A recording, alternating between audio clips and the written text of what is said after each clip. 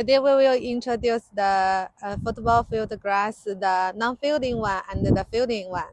First, how to choose the non-fielding one football field grass.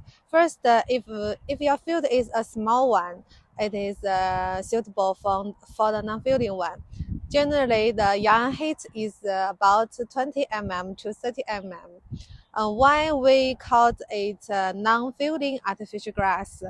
It means we don't need to fill the rubber and sand in the artificial grass. So it will save your money and will save your time.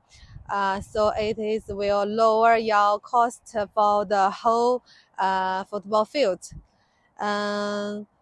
Sometimes if your field is big, such as 7 people or 11 people, we need a more big field.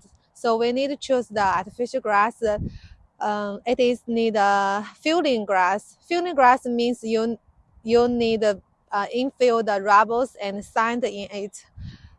How many rubbles and sand we need to fill per square meter? Generally, 1 square meter it need about 6 to 8 kilograms rubber granules and about 25 kilograms of the silica sand in it. So it will need a machine, the rubber machine and the filling machine to finish the work. So it may be need a big expense for you. So you can choose the suitable one for you. Thank you.